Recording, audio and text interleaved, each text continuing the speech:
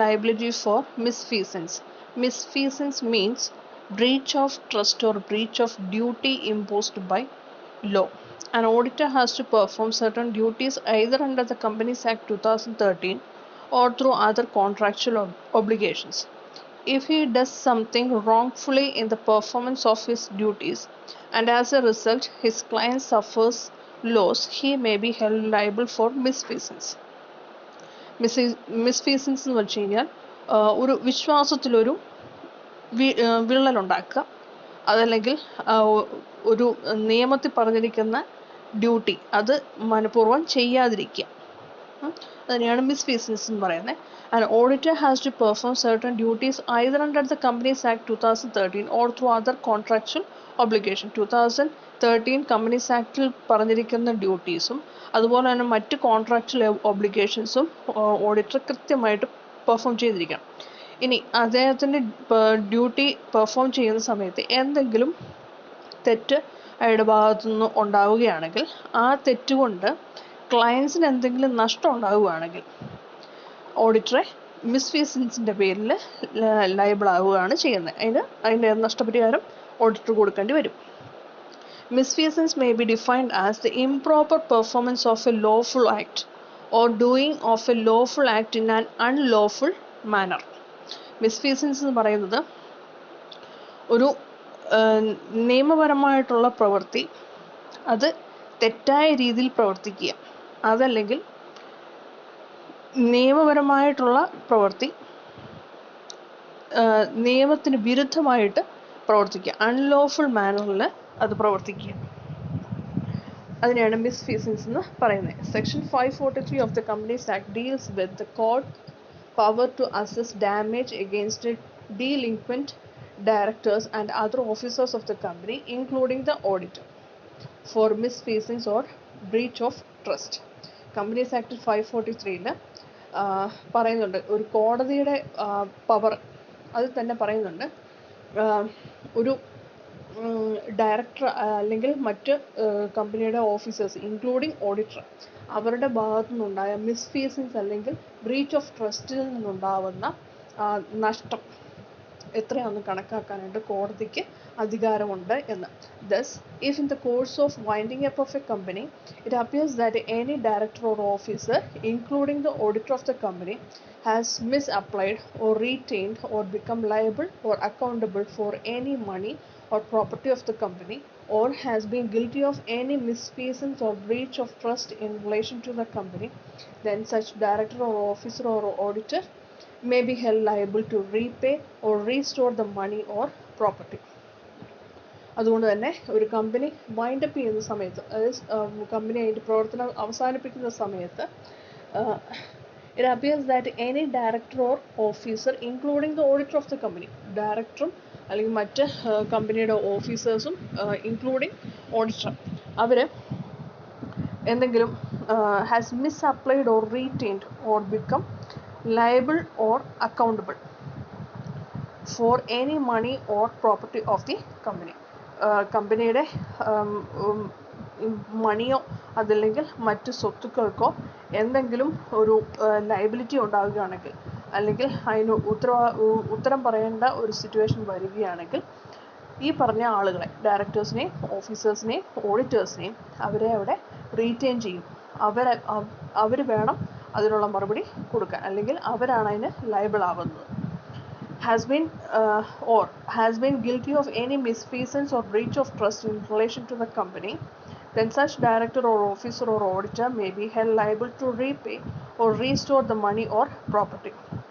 ഇനി അവരുടെ ഭാഗത്തു നിന്ന് എന്തെങ്കിലും ഒരു മിസ്ഫീസൻസ് അല്ലെങ്കിൽ ബ്രീച്ച് ഓഫ് ട്രസ്റ്റ് ഉണ്ടാവുകയാണെങ്കിൽ ആ പറഞ്ഞ ആളുകൾ, അതായത് ഡയറക്ടേഴ്സോ ഓഫീസേഴ്സ് ഓഡിറ്റേഴ്സ്, അവർ ആ മിസ്ഫീസൻസോ അല്ലെങ്കിൽ ബ്രീച്ച് ഓഫ് ട്രസ്റ്റോ വഴി ഉണ്ടായ കമ്പനിക്കുണ്ടായ ആ നഷ്ടം അവർ നികത്തണം. അവർ അതിൻ്റെ ക്യാഷ് എത്രയാണ് എന്നുള്ളത് അവർ അടയ്ക്കേണ്ടി വരും. The Companies Act grants relief to directors, officers and auditors of the company against liability in respect of negligence, default, breach of trust, misfeasance or breach of trust. But for getting any relief, thereunder, it must be proved by the person concerned that he has acted honestly, that he has acted reasonably, and that the circumstances favor him to be excused. ഇനി companies ആക്ടിൽ ഈ പറഞ്ഞ ഡയറക്ടേഴ്സിനും ഓഫീസേഴ്സിനും ഓഡിറ്റേഴ്സിനും ഒക്കെ ഒരു relief, ഒരു ആശ്വാസം പറയുന്നുണ്ട്. കാരണം അവരുടെ ഭാഗത്തുനിന്ന് ഉണ്ടായിട്ടില്ലാത്ത കാര്യങ്ങൾക്ക്, അതായത് നെഗ്ലിജൻസോ അല്ലെങ്കിൽ ബ്രീച്ച് ഓഫ് ട്രസ്റ്റോ അല്ലെങ്കിൽ മിസ്ഫീസൻസോ അല്ലെങ്കിൽ ഡിഫോൾട്ടോ അല്ലെങ്കിൽ ബ്രീച്ച് ഓഫ് ഡ്യൂട്ടിയോ ഇതൊന്നും അവരുടെ ഭാഗത്തുനിന്ന് ഉണ്ടായിട്ടില്ല എങ്കിൽ അവരതിന് ലയബിൾ ആവേണ്ട കാര്യമൊന്നുമില്ല, അവരതിന് പേയ്മെൻ്റ് ഒന്നും കൊടുക്കേണ്ട കാര്യം ഒന്നും ഇല്ല എന്ന്. പക്ഷേ അവരതിന് പ്രൂവ് ചെയ്യണം. അവർ അതിനകത്ത് ആ ഒരു മിസ്ഫീസൻസിലോ അല്ലെങ്കിൽ ബ്രീച്ച് ഓഫ് ട്രസ്റ്റിലോ അവർ ഇതിൻ്റെ ഭാഗമാക്കാനല്ല. കാരണം അവർ കൃത്യമായിട്ട് അവരുടെ ജോലി ചെയ്തു, അവർ സത്യസന്ധമായിട്ടാണ് പ്രവർത്തിച്ചതെന്നും അതുപോലെ തന്നെ വിശ്വസിക്കാവുന്ന രീതിയിലാണ് അവർ പ്രവർത്തിച്ചതെന്നും അവർ കമ്പനിക്ക് അനുകൂലമായിട്ട് അല്ലാതെ കമ്പനിക്ക് ദോഷമായ രീതിയിലൊന്നും തന്നെ പ്രവർത്തിക്കുന്ന ഒരു സാഹചര്യം ഉണ്ടായിട്ടില്ല എന്ന് അവർ പ്രൂവ് ചെയ്തെങ്കിൽ അവർക്ക് ഒരു എക്സ്ക്യൂസ് അല്ലെങ്കിൽ ഒരു റിലീഫ് ലഭിക്കുന്നതായിരിക്കും. മിസ്ഫീസൻസുമായി ബന്ധപ്പെട്ട കേസ് ലോസ് ആണ് കിടക്കുന്നത്. അത് ഈ കേസ് ലോസ് എല്ലാം ഞാൻ പിന്നീട് എക്സ്പ്ലെയിൻ ചെയ്തു തരാം. Next, criminal liability. The auditor of a company may be guilty of criminal offences if he willfully makes a false statement in any report, return, certificate or balance sheet, etc. As auditor is an officer of the company. In his capacity, he is liable for the acts of any omission or commission. Such an omission or commission may be regarded as criminal offence under certain statutory provisions. Criminal liability of an auditor arises out of such criminal acts or his part or gross neglect of certain legal requirements. Penalty for such offence may be imprisonment and or fine. Criminal liability. The auditor of a company may be guilty of criminal offences if he willfully makes a false statement in any report, return, certificate or balance sheet, etc. ഒരു auditor അയാളുടെ റിപ്പോർട്ടിലോ അല്ലെങ്കിൽ റിട്ടേണിലോ അല്ലെങ്കിൽ balance ഷീറ്റിലോ അല്ലെങ്കിൽ എന്തെങ്കിലും auditors സർട്ടിഫിക്കറ്റിലോ എവിടെയെങ്കിലും തെറ്റായ statement, വിവരങ്ങൾ നൽകി മനഃപൂർവ്വം ചെയ്യുക, അങ്ങനെ ചെയ്യുന്നതിനെയാണ് ക്രിമിനൽ ഒഫൻസസ് എന്ന് പറയുന്നത്. As an auditor is an officer of the company, in this capacity he is liable for the acts of any omission or commission. അയാൾ ഓഡിറ്റർ എന്ന് പറയുന്ന വ്യക്തി കമ്പനിയുടെ ഒരു ഓഫീസർ എന്ന നിലയിൽ എന്തെങ്കിലും ഒരു ഒമിഷനോ അല്ലെങ്കിൽ കമ്മീഷനോ ഉണ്ടായിട്ടുണ്ടെങ്കിൽ അതിന് ഓഡിറ്ററും ലയബിൾ ആകും. Such an omission or commission may be regarded as criminal offence under certain statutory provisions. അങ്ങനെ ഉണ്ടാകുന്ന ഒമിഷനും കമ്മീഷനും ഒക്കെ ക്രിമിനൽ ഒഫൻസ് ആയിട്ടാണ് ചില സ്റ്റാറ്റ്യൂട്ടറി പ്രൊവിഷൻസിൽ പറഞ്ഞിരിക്കുന്നത്. Criminal liability of an auditor arises out of such criminal acts or his part or gross neglect of certain legal requirements. Criminal liability ഒരു ഓഡിറ്ററുടെ ഭാഗത്തുനിന്ന് ഉണ്ടാകുമെന്ന് പറയുന്നത് ക്രിമിനൽ ആക്ട് അല്ലെങ്കിൽ മനഃപൂർവ്വം ഒരാളെ ചതിക്കാൻ വേണ്ടി ചെയ്യുന്ന കാര്യങ്ങൾ, criminal act or his part or gross neglect of certain legal requirements. നിയമപരമായിട്ട് ചെയ്യേണ്ട ചില കാര്യങ്ങൾ മനഃപൂർവ്വം ചെയ്യാതിരിക്കുക, ഇതൊക്കെ ക്രിമിനൽ ലയബിലിറ്റിയിൽ വരുന്ന കാര്യങ്ങളാണ്. Penalty for such offence may be imprisonment and or fine. അതിനുള്ള പെനാൽറ്റി, ക്രിമിനൽ ഒഫൻസിനുള്ള പെനാൽറ്റി എന്ന് പറയുന്നത്, ശിക്ഷ എന്ന് പറയുന്നത് ഒന്നുകിൽ ജയിൽവാസമായിരിക്കും, അതല്ലെങ്കിൽ ഫൈൻ ആയിരിക്കും, ചിലപ്പോൾ ഇത് രണ്ടും കൂടെ ആയിരിക്കും. Following are the important sections relating to the criminal liability of a company audit. Criminal liability ആയി ബന്ധപ്പെട്ട important sections ആണ് ഇനി പറയുന്നത്. If the auditor makes a false statement with material particular in returns, reports, prospectus or other statements knowing to be false or omits any material facts knowing them to be material, he may be criminally held liable. റിപ്പോർട്ട്സിലോ അല്ലെങ്കിൽ റിട്ടേൺസിലോ income tax returns, അതല്ലെങ്കിൽ prospectus, മറ്റെന്തെങ്കിലും statements,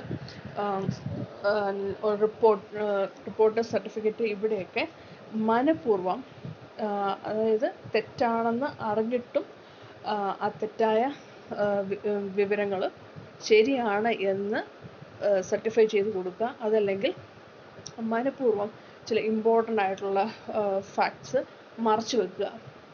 ഈ കാര്യങ്ങളെല്ലാം ക്രിമിനലി liable ആവുന്ന കേസുകളാണ്. In such cases he will be liable for punishment with imprisonment which shall not be less than 6 months and may extend to 10 years and shall also be liable to fine. Section 447. അങ്ങനെയുള്ള false statement, തെറ്റായ വിവരങ്ങൾ നൽകുന്ന അല്ലെങ്കിൽ തെറ്റായ certificate ഒക്കെ നൽകുന്നതെന്ന് പറഞ്ഞാൽ അതിന് ക്രിമിനൽ ലയബിലിറ്റിയാണ്. അതിനുള്ള പെനാൽറ്റി എന്ന് പറഞ്ഞാൽ 6 മാസത്തിൽ കുറയാത്ത ജയിൽവാസമോ, അത് ചിലപ്പം 10 വർഷം വരെ നീളാം. ഏറ്റവും കുറഞ്ഞത് 6 മാസം, 6 മാസത്തിൽ കുറയാത്ത അല്ലെങ്കിൽ മാക്സിമം 10 വർഷം വരെ ജയിൽവാസവും അതല്ലെങ്കിൽ അതിൻ്റെ കൂടെ ഫൈനും ആയിട്ടായിരിക്കും ശിക്ഷയായിട്ട് ലഭിക്കുന്നത്. സെക്ഷൻ 447 criminal liability പറഞ്ഞിരിക്കുന്നത്. As per section 34 of the Companies Act 2013, an auditor shall be criminally liable for any misstatement or inclusion or omission of any matter in prospectus which is likely to mislead others. അത് prospectus, അതായത് ഓരോരുത്തരെ share വാങ്ങിക്കുന്നതിന് മുന്നേ നമ്മൾ prospectus issue ചെയ്യും. ആ പ്രോസ്പെക്ടസിൽ മനഃപൂർവ്വം തെറ്റായ വിവരങ്ങൾ നൽകിയോ അല്ലെങ്കിൽ ഇമ്പോർട്ടൻ്റ് ആയിട്ടുള്ള മെറ്റീരിയൽ നൽകാതിരിക്കുകയോ ചെയ്യുന്നതും ഈ പറഞ്ഞ പോലെ മറ്റുള്ളവരെ തെറ്റിദ്ധരിപ്പിക്കാൻ വേണ്ടിയിട്ടാണ്. അതും ക്രിമിനൽ ലയബിലിറ്റിയാണ്. In such cases he will be held liable for punishment with imprisonment for a term which shall not be less than 6 months and which may extend to 10 years or with fine. ഇതിനും മുമ്പേ പറഞ്ഞ അതേ same penalty തന്നെയാണ്. 6 മാസത്തിൽ കുറയാത്ത അല്ലെങ്കിൽ maximum 10 years വരെ imprisonment, ജയിൽവാസം, അതല്ലെങ്കിൽ അതിൻ്റെ കൂടെ ഫൈൻ, ചിലപ്പോൾ രണ്ടും കൂടെ ആയിരിക്കും. അതാണ് പെനാൽറ്റി ആയിട്ട് വരുന്നത്. However, he shall not be punishable if he proves that such misstatement was immaterial or that he had reasonable ground to believe that the statement was true or the omission or inclusion was necessary. ഇനി അദ്ദേഹത്തിന് prove ചെയ്യുവാണ് ആ മിസ്സ്റ്റേറ്റ്മെൻറ്റ് അത്ര വലിയ നഷ്ടം ഉണ്ടാക്കുന്നതല്ല, ഒരു immaterial ആയിട്ടുള്ള ചെറിയ വിഷയമേ ഉള്ളൂ, വലിയ കാര്യമായിട്ടൊന്നും എടുക്കേണ്ട കാര്യമില്ല എന്ന് അയാളത് പ്രൂവ് ചെയ്യുകയോ, അതുപോലെ തന്നെ അയാൾ പറയുവാണ് എനിക്ക് അങ്ങനെ ആ ഒരു സ്റ്റേറ്റ്മെൻറ്റ് ശരിയാണ്, അല്ലെങ്കിൽ ആ ഒമിഷൻ അല്ലെങ്കിൽ ഇൻക്ലൂഷൻ അത് അത്യാവശ്യമായിരുന്നു എന്ന് ഒരു വിശ്വാസം അയാൾക്ക് മറ്റുള്ളവർക്ക് കൊടുക്കാൻ പറ്റുകയാണെങ്കിൽ, അതായത് ആ സ്റ്റേറ്റ്മെൻറ്റ് ശരിയാണെന്ന് ഞാൻ വിശ്വസിച്ചു, ഓഡിറ്റർ പറയാണ് അതിനകത്ത് പറഞ്ഞിരിക്കുന്ന സ്റ്റേറ്റ്മെൻറ്റ് ശരിയാണ്, തെറ്റായ സ്റ്റേറ്റ്മെൻ്റ് ആണ്, അത് ശരിയാണെന്നാണ് ഞാൻ വിശ്വസിച്ചത് എന്ന് അയാൾ പ്രൂവ് ചെയ്യുകയാണെങ്കിൽ, അതല്ലെങ്കിൽ അതിൻ്റെ അകത്ത് തെറ്റായ വിവരങ്ങൾ ഇൻക്ലൂഡ് ചെയ്യുകയോ അല്ലെങ്കിൽ ശരിയായ വിവരങ്ങൾ എക്സ്ക്ലൂഡ് ചെയ്യുകയോ ചെയ്ത സാഹചര്യം അത് ആവശ്യമായിരുന്നു എന്ന് അയാൾ പ്രൂവ് ചെയ്യുകയോ ചെയ്താൽ അയാൾ ഈ പറയുന്ന പോലെ പണിഷ്മെൻ്റ് ഒന്നും ലഭിക്കില്ല. Next, if the auditor is a party to the issue of prospectus, including statements as an expert, but if he is not interested in the formation or management of the company, he will be punishable for 3 years or with fine not less than 50,000 and which may extend to 3 lakhs. If an auditor is a party to the issue of prospectus, including statement as an expert, but he is not interested in the formation or management of the company. ഈ auditor prospectus issue ചെയ്യുന്നതിൽ ഒരു party ആണ്, including statement as an expert, ഒരു എക്സ്പേർട്ടിൻ്റെ ഒരു സ്റ്റേറ്റ്മെൻറ്റും കൂടെ include ചെയ്യേണ്ടതുണ്ട്. പക്ഷേ അദ്ദേഹത്തിന് ആ കമ്പനിയുടെ മാനേജ്മെൻറ്റോ അല്ലെങ്കിൽ അതിൻ്റെ ഫോർമേഷനുമായി ബന്ധപ്പെട്ടോ താല്പര്യമില്ലാത്ത ഒരു സിറ്റുവേഷൻ വരികയാണെങ്കിൽ he will be punishable for 3 years. അയാൾ 3 വർഷം വരെ അയാൾക്ക് ഇംപ്രിസൺമെൻറ്റ് ലഭിക്കാം. അതല്ലെങ്കിൽ ഫൈൻ ഏറ്റവും കുറഞ്ഞത് 50,000 രൂപ, ചിലപ്പോൾ അത് 3 ലക്ഷം രൂപ വരെയും നഷ്ടപരിഹാരം കൊടുക്കേണ്ടി വരും. അതാണ് സെക്ഷൻ 26 പറഞ്ഞിരിക്കുന്നത്. If an auditor of a company induces a person fraudulently to invest money by knowingly or recklessly making a statement or promise which is false or misleading, or if he dishonestly conceals the material facts, he shall be punishable with imprisonment for a term up to 10 years or with fine. Section 36 and 447 of the Companies Act 2013.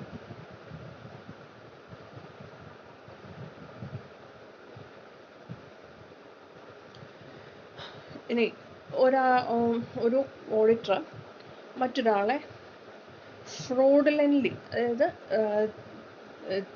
അയാൾ ചതിക്കാൻ വേണ്ടി മനഃപൂർവ്വം തെറ്റായ വിവരങ്ങൾ നൽകി അയാളോട് മണി invest ചെയ്യാനായിട്ട്, മനഃപൂർവ്വം അതിനകത്തെ ആ പ്രോസ്പെക്ടസിൽ പറഞ്ഞിരിക്കുന്ന കാര്യങ്ങൾ തെറ്റാണെന്ന് ആ ഓഡിറ്റർക്ക് അറിയാമെങ്കിലും ഇയാൾ ചതിക്കാൻ വേണ്ടിയിട്ട് അയാളോട് മണി ഇൻവെസ്റ്റ് ചെയ്യാനായിട്ട് പറയുകയാണെങ്കിൽ, ഈ പറഞ്ഞ പോലെ ഫോൾസ് സ്റ്റേറ്റ്മെൻറ്റും അതുപോലെ പ്രോമിസും ഒക്കെ കൊടുത്ത് അങ്ങനെ ഒരു ഓഡിറ്റർ ഒരാളെ പ്രേരിപ്പിക്കുകയാണെങ്കിൽ, ഇൻവെസ്റ്റ് ചെയ്യാനായിട്ട് പ്രേരിപ്പിക്കുകയാണെങ്കിൽ അയാൾക്ക് പണിഷ്മെൻറ്റ് കിട്ടുന്നതെന്ന് പറഞ്ഞാൽ 10 വർഷം വരെ പണിഷ്മെൻറ്റ് ലഭിക്കാം, അതുപോലെ ഫൈനും ലഭിക്കാം.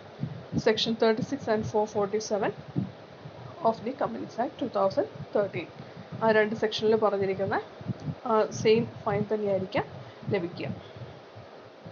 If the auditor willfully makes a default in making his report to the shareholders according to the provisions of section 143, he is criminally liable. ഇനി ഷെയർ ഹോൾഡേഴ്സിന് ഓഡിറ്റ് റിപ്പോർട്ട് കൊടുക്കാനായിട്ട് മനഃപൂർവ്വം ഒരു വീഴ്ച വരുത്തുകയാണെങ്കിൽ, ഓഡിറ്റർ വീഴ്ച വരുത്തുകയാണെങ്കിൽ അദ്ദേഹം അതിന് ക്രിമിനലി ലയബിൾ ആകും. If the default is proved willful, he will be punishable with imprisonment for 1 year, which will not be less than 10,000, and it may extend up to 1 lakh or with both. അങ്ങനെ audit report മനഃപൂർവ്വം share ഹോൾഡേഴ്സിന് കൊടുക്കാതിരിക്കുന്നത് ക്രിമിനലി liable ആവുന്ന കാര്യമാണെന്ന് പറഞ്ഞു. അതിനുള്ള punishment എന്ന് പറഞ്ഞാൽ imprisonment, ജയിൽവാസം 1 വർഷം വരെ ആയിരിക്കാം. പിന്നെ ഫൈൻ എന്ന് പറയുന്നത് ഏറ്റവും കുറഞ്ഞത് 10,000 രൂപ വരെ കിട്ടും. ചിലപ്പോൾ അത് 1 ലക്ഷം രൂപ വരെ ആവാം. ചിലപ്പോൾ ഈ ഇംപ്രിസൺമെൻറ്റും ഫൈനും കൂടെ ഒരുമിച്ച് വേണം ചിലപ്പോൾ അനുഭവിക്കേണ്ടി വരിക. അതാണ് സെക്ഷൻ 147 പറഞ്ഞിരിക്കുന്നത്. If an auditor is found guilty of destruction, mutilation, alteration, falsification, or secreting of any books, papers, or securities, he may be held liable. If an auditor is found guilty of destruction, ഒരു auditor ഒരു നമ്മുടെ ബുക്സും പേപ്പേഴ്സും സെക്യൂരിറ്റീസും ഒക്കെ destruct ചെയ്യുക, നശിപ്പിക്കുക, മ്യൂട്ടിലേറ്റ് ചെയ്യുക, കീറിക്കളയുക, alteration, അതിൻ്റെ അകത്ത് ചില തിരുത്തലുകളൊക്കെ വരുത്തുക, ഫോൾസിഫിക്കേഷൻ, തെറ്റായ വിവരങ്ങൾ അതിൻ്റെ അകത്ത് ചേർക്കുക, ആൻഡ് സീക്രട്ടിങ് ഓഫ് എനി ബുക്സ്, ചില ബുക്സ് ഓഫ് റെക്കോർഡ്സൊക്കെ സീക്രട്ടാക്കി അല്ലെങ്കിൽ മറച്ചു വെക്കുക, മറ്റുള്ളവരെ അറിയിക്കാതെ രഹസ്യമാക്കി വെക്കുക. ഇങ്ങനെയുള്ള കാര്യങ്ങളൊക്കെ ഓഡിറ്റർ ചെയ്യുകയാണെങ്കിൽ അയാൾ ക്രിമിനലി ലയബിൾ ആകും. Further, if he makes a false or fraudulent entry in any books of accounts, ഇനി ഓഡിറ്റർ തെറ്റായതോ അല്ലെങ്കിൽ മറ്റുള്ളവർ ചതിക്കാൻ വേണ്ടി ഫ്രോഡുലൻ്റ് ആയിട്ടുള്ള എന്തെങ്കിലും എൻട്രി ബുക്സ് ഓഫ് അക്കൗണ്ട്സിൽ ചെയ്യുകയാണെങ്കിൽ, അല്ലെങ്കിൽ രജിസ്റ്റർ അല്ലെങ്കിൽ ഡോക്യുമെൻറ്റ്സിൽ ചെയ്യുകയാണെങ്കിൽ, he will be liable for punishment with imprisonment for a term of 3 to 5 years and also liable to a fine. ജയിൽവാസം ഒരു 3 വർഷം തൊട്ട് 5 വർഷം വരെ ലഭിക്കാം. ഏറ്റവും കുറഞ്ഞത് 3 വർഷമായിരിക്കും. ചിലപ്പോൾ അത് 5 വർഷം വരെ ലഭിക്കാം. ചിലപ്പോൾ അതിൻ്റെ കൂടെ ഫൈനും കൂടെ അടയ്ക്കേണ്ടി വരും. അതാണ് സെക്ഷൻ 336 പറഞ്ഞിരിക്കുന്നത്.